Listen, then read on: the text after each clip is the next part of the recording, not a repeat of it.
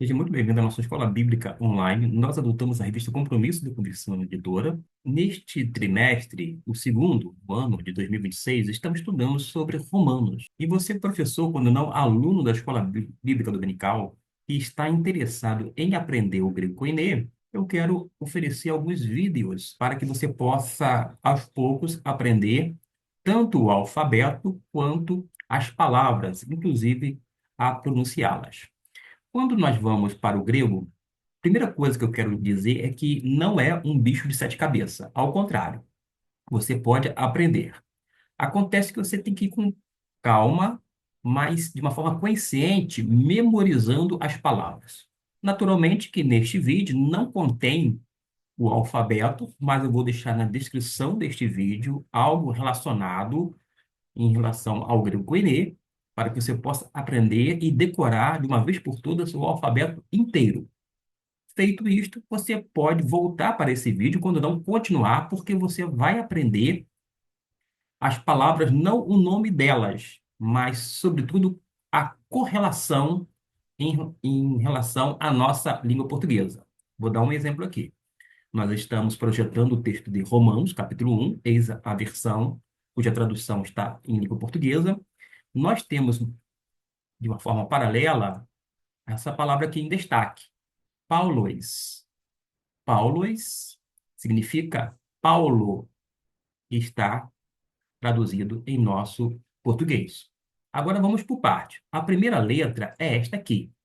Está na forma maiúscula, grave. É o pi. O pi corresponde ao P de pato. E conforme está aqui, se assemelha ou refere-se ao nosso P. Então você já sabe que todas as vezes que aparecer desta forma aqui, que é o pi na forma maiúscula, se refere ao P.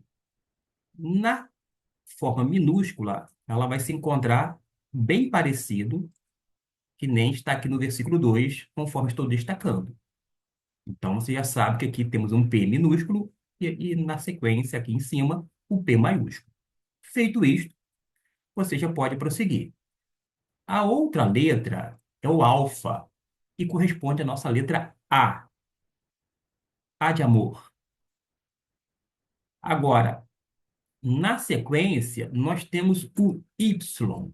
O Y tem um som próximo ao nosso I, porque quando você fala a palavra em inglês yes, tem esse som de Y que é equivalente ao nosso I, tá bom?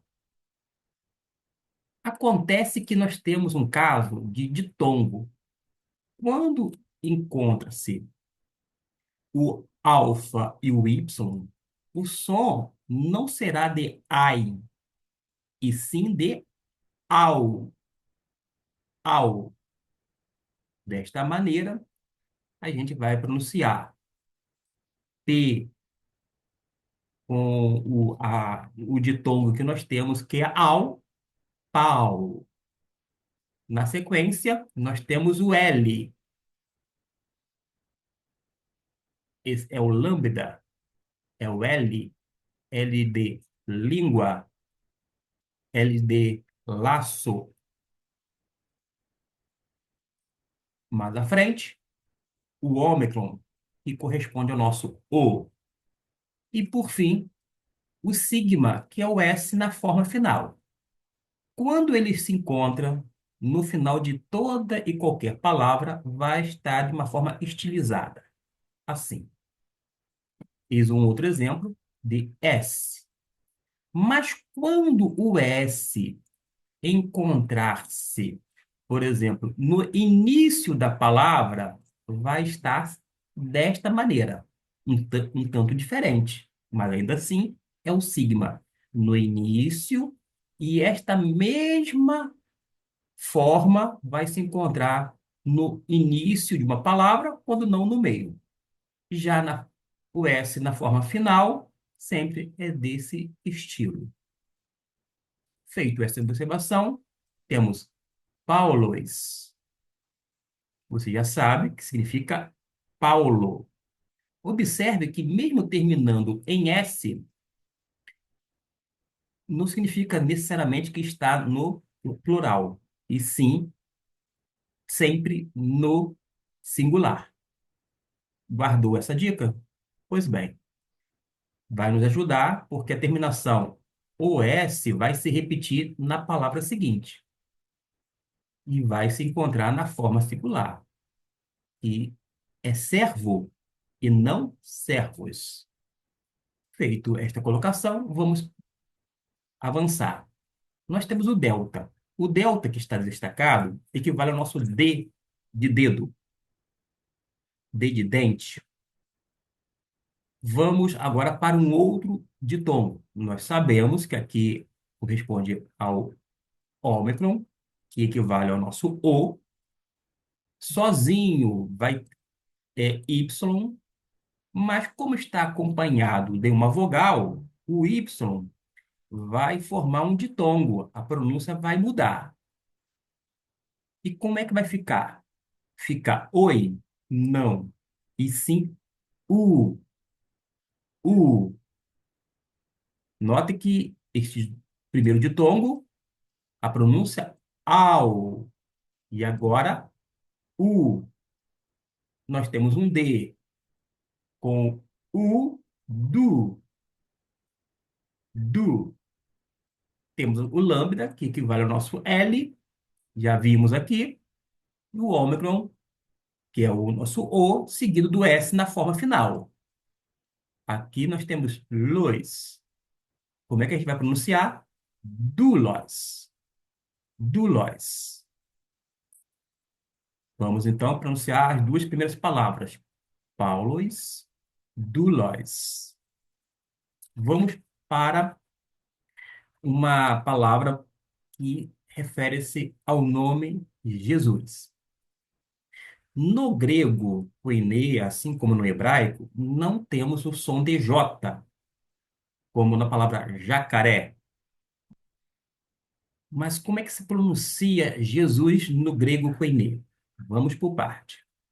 Primeiro que nós temos aqui uma, uma aspiração, que está como se fosse uma vírgula na parte superior. Como está para fora, como se fosse um Czinho para fora, lembrando da direita para a esquerda. Não vai afetar a pronúncia. E temos aqui o iota, que é o nosso I, na forma maiúscula. Na forma minúscula se encontra aqui, ó, minúscula. E desse jeito aqui, maiúscula. Até então, você já sabe que a pronúncia é I. Temos uma letra que parece o N de navio, não é verdade? Mas não é N de navio, é o ETA. Ora, se é ETA, corresponde ao nosso E. Temos agora a junção I, E. I, E. Vamos lá de novo? I, E. O S no meio da palavra ou no início é desta maneira. É o nosso sigma. Quer dizer, sigma no grego, mas que corresponde ao nosso S. O S no grego sempre vai ter um som fraco, sibilante, tipo sa, se, si, so, su. Não é o som de S entre vogais, como na língua portuguesa, como na palavra casa, que tem um som de Z. Não é português, e sim o grego. E já vimos que é o encontro de vogais, ômicron com Y, não é oi, é U. E como é que fica então? Isso, isso, isso, Jesus. Na tradução, até então temos Paulo, servo e vimos Jesus. E como é que fica esse D? Da onde que surgiu? Vamos para uma nuance dentro do grego koiné.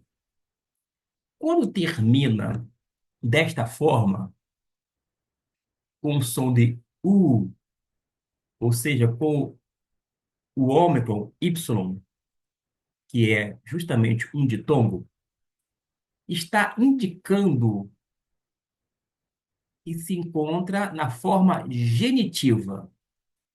Genitiva indica posse. Logo, Paulo é servo de quem? De Jesus. Por conta da maneira que se encontra na forma genitiva, você coloca Paulo, servo Jesus. Mas como indica a posse, de Jesus. Não aparece o de uma forma explícita, mas implicitamente, na gramática, você faz a tradução corretamente. Paulo, servo de Jesus. Uma nuance. Doulos não é simplesmente servo, como se fosse hoje um garçom. Seria literalmente, e precisamos reportar a escravatura, porque naquele período havia o escravo. Naquele contexto, o escravo não tinha vontade, ele pertencia ao seu dono, ao seu senhor. É desta forma que Paulo se dirige a Jesus. Ele é escravo de Cristo Jesus. Ele não tem vontade. Ele não pertence a si mesmo. A vontade dele consiste em fazer a vontade de Jesus. É isso que nós aprendemos a partir do texto grego. Mas temos um título, porque Cristo não é, em hipótese alguma, um nome, mas um título. Vamos então. A pronúncia desta letra que está na forma maiúscula, alguns vão chamar de ki. Eu vou pronunciar como ri, ri. Então vai ter um som aproximado do CH em alemão. E vocês vão ver como é que vai ficar mais ou menos a pronúncia, tá bom? Temos agora um ro, que é um R de rato ou de rei. O iota, que é o nosso I.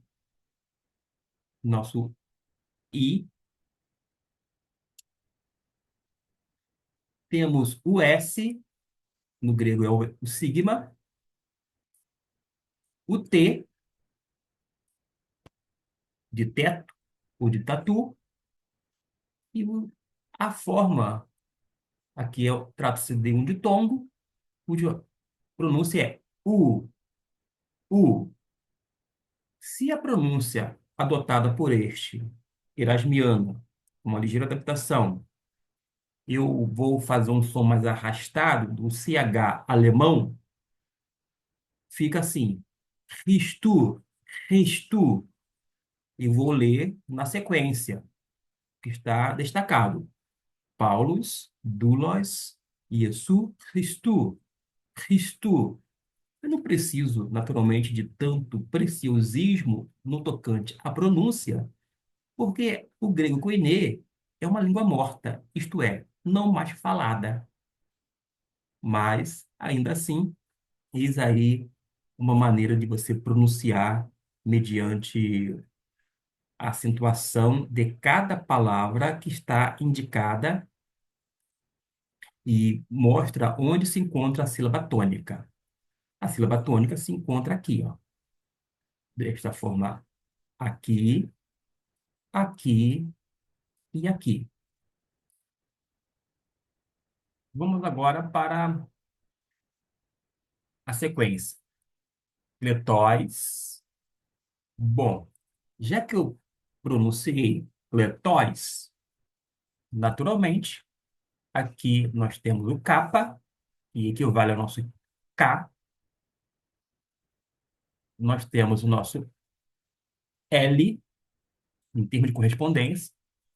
Já vimos que parece com ele de navio, porém é o nosso E, tanto é que eu pronunciei cletóis.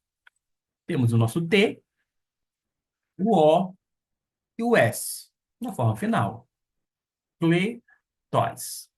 Cletóis, chamado, a gente pode lembrar da palavra parácletos, ou seja, a ideia do paráclito é no sentido de chamado ao lado, para estar ao lado, feito um advogado. Nós temos aqui o A, P, na sequência o O, S, T, O, L, O, S, na forma final. Vamos à pronúncia. Apóstolos. Apóstolos. Por que eu pronuncio desta maneira? A sílaba tônica se encontra aqui. Apóstolos, e não apostolos. E assim por diante. Vamos para uma palavra, não é necessariamente um palavrão, mas é maior do que nós temos visto habitualmente dentro do grego koiné. Mas vamos por parte. A, aqui nós temos o fi, que equivale ao nosso F de faca. Temos a última letra do alfabeto, que é o ômega, que, portanto, equivale ao nosso o ro, que é o nosso R, o I, o S novamente. Temos pela primeira vez neste vídeo a apresentação do Mi. O Mi equivale ao M de mamãe. Temos o epsilon, que é também o nosso E. A diferença no grego koiné, que é o E breve, e o eta é o E longo. Mas isto é assunto para outro vídeo, para a gente analisar. Temos o Ni, parece um V de Vitória, mas é o Ni, é o N de navio. Decorou? Ah, parece, mas não é. Pois bem, é o N. Já vimos o O e o S. Como é que a gente vai pronunciar? A, fo, ris, menores. Aforis menores. Aforis menores. A ideia é esta aqui, no sentido de ser separado. Separado para o quê? A pergunta tem que ser respondida com esse eis. Para, eis, para. Porque nós temos o E, o I e o S. E fica essa forma em termos de pronúncia. Eis, para. Para o quê? A gente faz a pergunta e o texto responde. Temos um ditongo logo no início. Aqui é o epsilon. E nós temos aqui o Y. Não pronuncia ei, e sim eu. Eu. Vamos recordar. Aqui em cima, ditongo. Ao. Aqui, u. U. Para haver a concordância, u. E agora, eu. Nós temos o A, temos o gama, que equivale ao nosso G, sendo que não é o G de gente, é o G duro, assim, ga, ge, gi, go, gu. Bom, uma vez mais, outro G. G, G, uma questão de eufonia. Todas as vezes que tiver dois G, ou um G seguido do outro, este primeiro vai ter um som de N. Ao invés de eu pronunciar, e aqui nós já sabemos que é um E, ao invés de eu pronunciar eu, agué, eu vou pronunciar euan, euangué, euangué.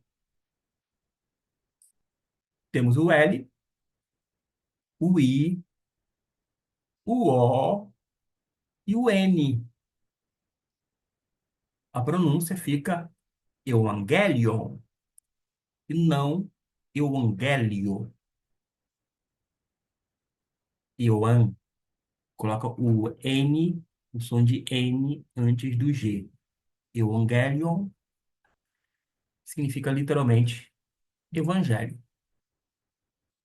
Aquela preciosidade que eu mencionei sobre o caso genitivo aparece aqui. O genitivo indica posse. A pronúncia é u. Já vimos o epsilon, que é o que vale o nosso e, e pela primeira vez nesse versículo vai aparecer o teta. Teta, da onde vem a palavra theos, Deus. E aqui nós temos teu.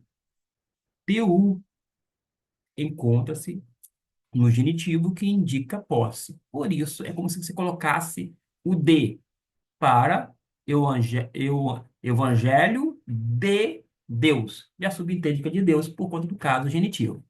De Deus. Vamos agora fazer a pronúncia, palavra por palavra, do versículo de número 1.